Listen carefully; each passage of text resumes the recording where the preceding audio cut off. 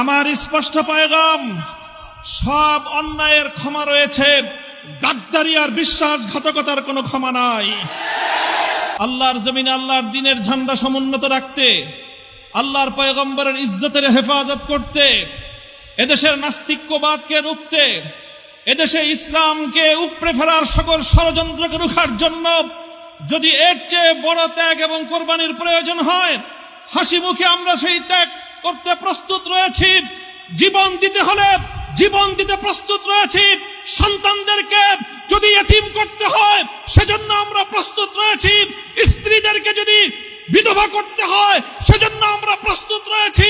মায়ের বুক যদি আমাদের